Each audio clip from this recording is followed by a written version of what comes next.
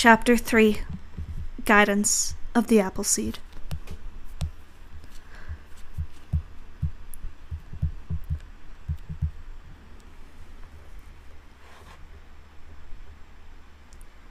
Darkness, cold, a void of nothingness and a sea of black. "Awaken, child," a woman's voice spoke. A goblin girl opened her eyes. Looking around, she saw black. Nothing else, just blackness. Her body standing in a strange, dark void. Where am I? Her head spun, and she felt strangely warm. "In a place between worlds," the voice responded. Soft, inviting, but powerful. Who's speaking to me? "I go by many names. Most know me as the mother of the tree or the giver of the fruit. But you may call me Melanea."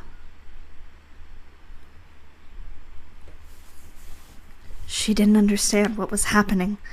This void, this voice, in between worlds, was she speaking to a god? "I know no gods by your name." "Perhaps, but you don't know much of anything right now, do you?"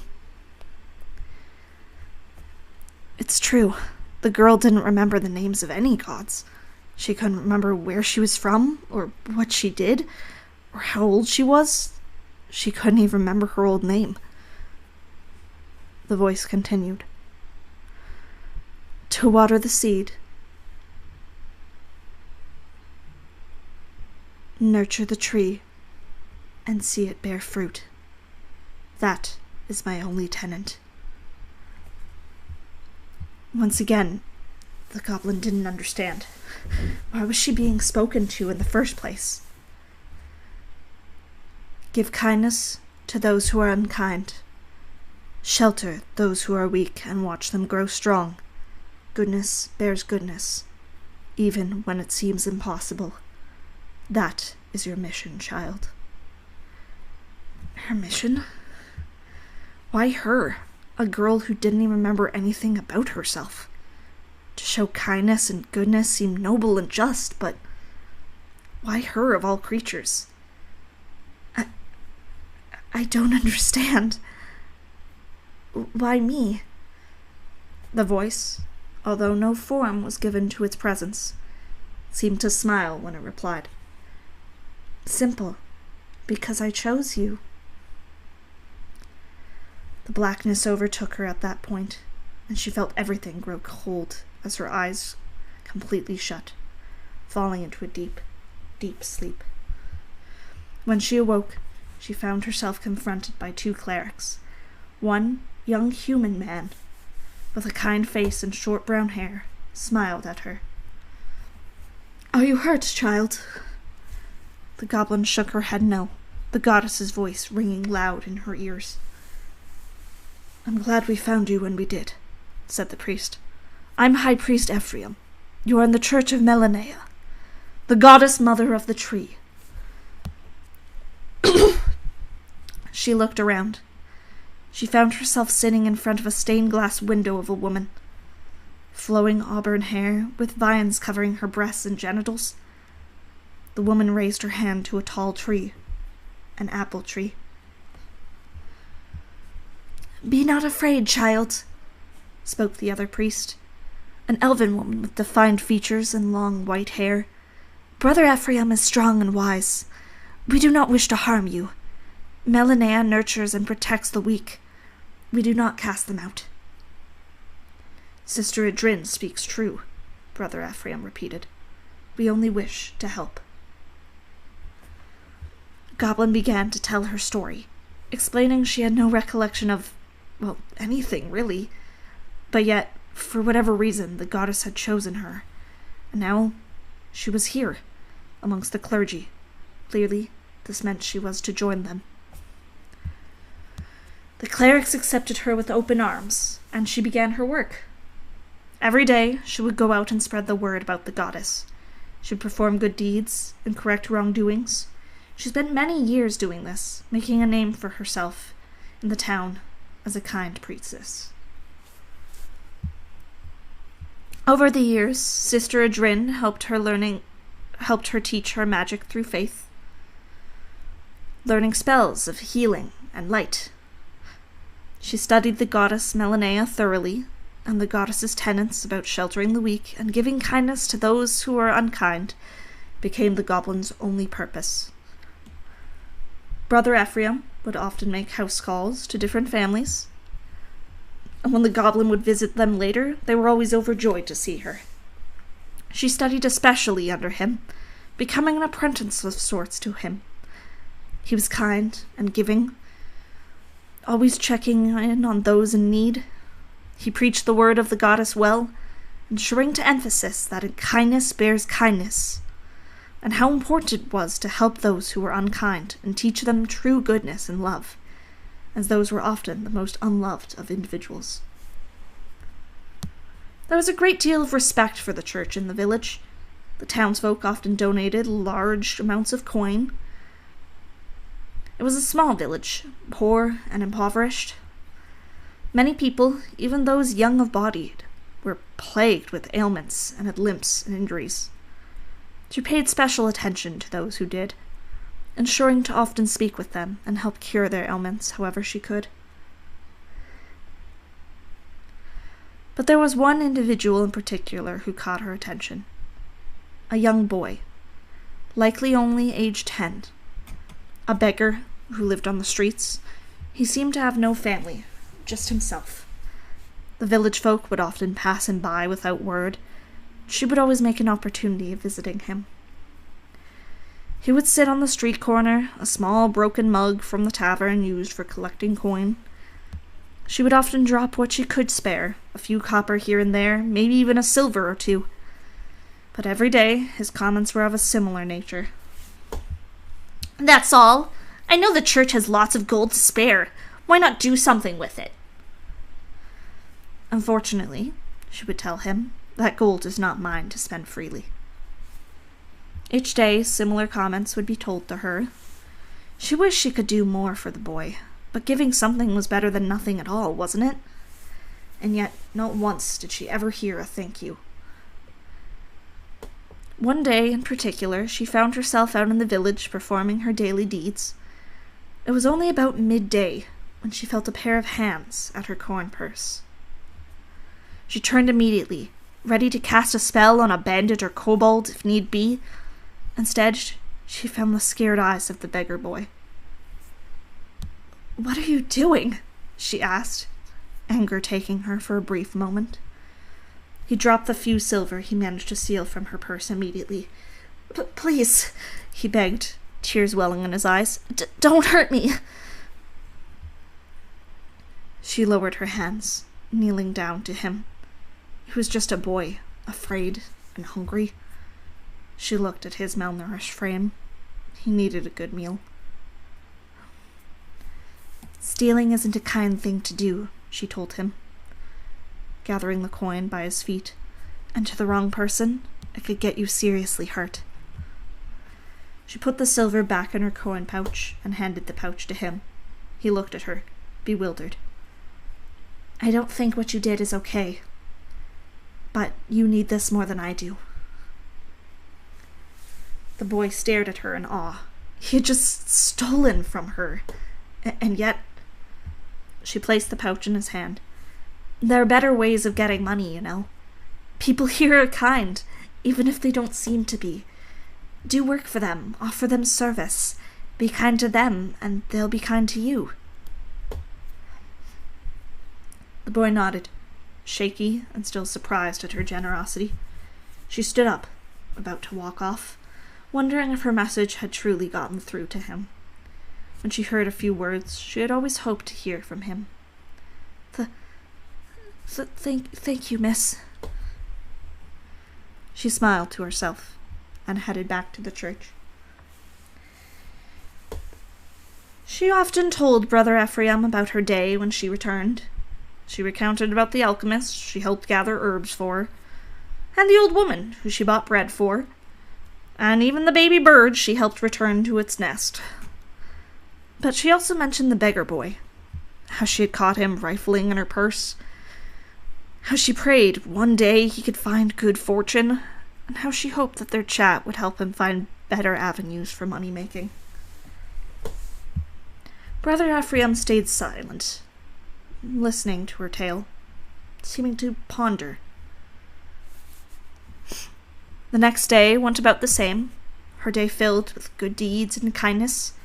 She returned to the church at 4 in the afternoon, like she always does. Only there, she found something truly horrific. In front of the glass window of the goddess was the beggar boy she often saw in the market, arms tied to a wooden cross, tears streaming down his face, a gag in his mouth. Brother Ephraim and Sister Adrin stood in front of him, candles lit surrounding the cross and ground below. "Sister," Brother Ephraim called, "you're just in time." The goblin, eyes wide in horror, looked up at the boy. He was struggling against the vines, pleading against his dag desperately for his life. "What?" The boy stuttered. It looked as though the boy had been beaten. His skin was blackened and bruised. "What are you doing?" Sister Adrin smiled. "Punishing the wicked, of course." Appleseed couldn't believe her ears. "Punishing?" "When you told Brother Ephraim about this poor child having stolen from you, we knew he had to correct his behavior." The goblin felt her heart sink and anger wash over her. "You mean you—" She choked on the words. "You beat him? Because of what I told you?" "Naturally," Brother Ephraim smiled. "He's a child! He doesn't know any better!" "Exactly. Which is why we must teach him." She felt sick to her stomach. This boy hurt because of her, although it wasn't really her. It was them. Was this why so many people in the town were sick? Why so many were injured? Was all the giving towards the church out of fear? "This is wrong." The goblin shook her head. "Get him down. Now." She felt as though she was going to throw up. Every part of her being betrayed her. This is what they had been doing to people, in the name of the goddess she loved so dearly. Brother Ephraim laughed. "My dear sister of the tree, his sins have twisted your mind." She was in complete disbelief of him. "The only thing that is twisted here, brother, is your treatment of these people." Brother Ephraim's wicked smile soon turned into anger. "Very well, sister," he said coldly. "Perhaps this will change your mind." She watched in horror as the boy writhed.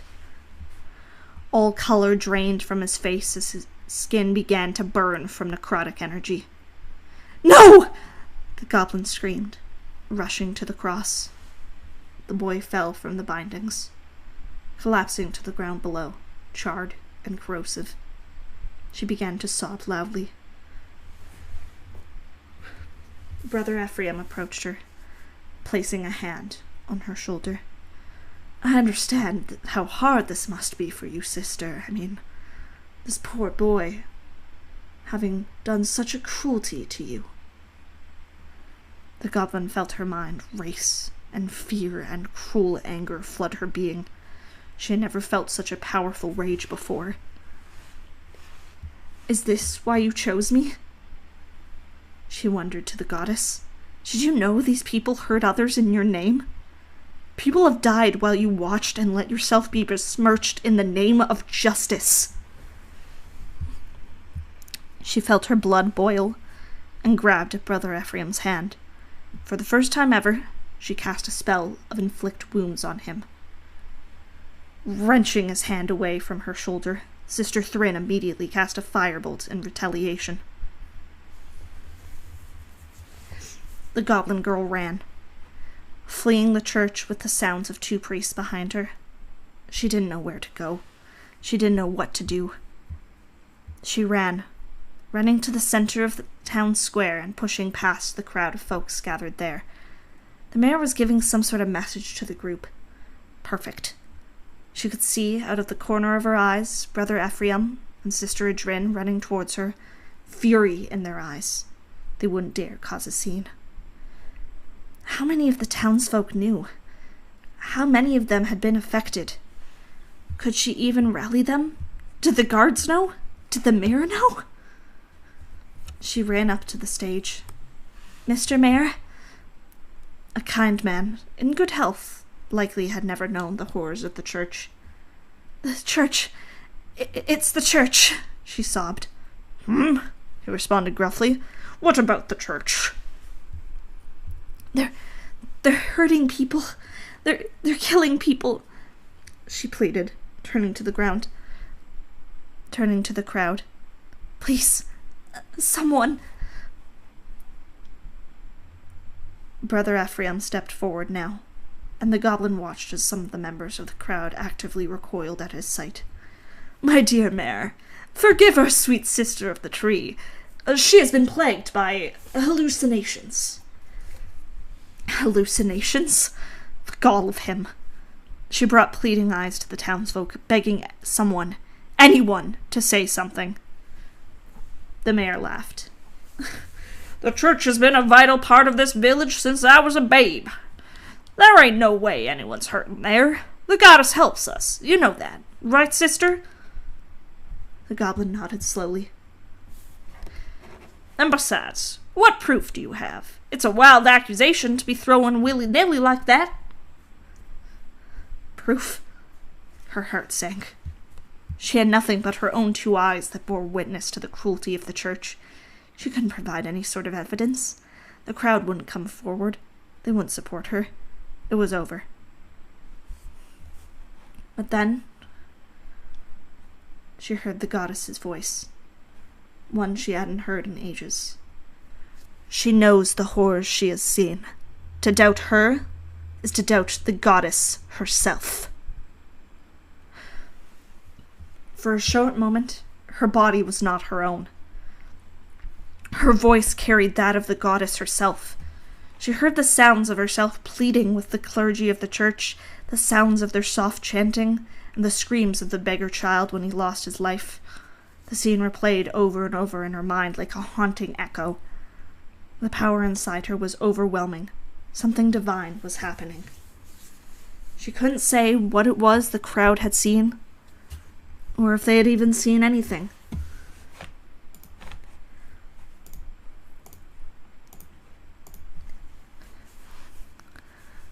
But when the cleric finally returned to her senses, she saw before her a group of people changed. Angry, scared, and both horror and awe of whatever had just transpired. And next to her, she saw the corpse of the boy, charred and mangled, returned to life. Vibrant, strong, perhaps even healthier than before. A miracle from Melania herself.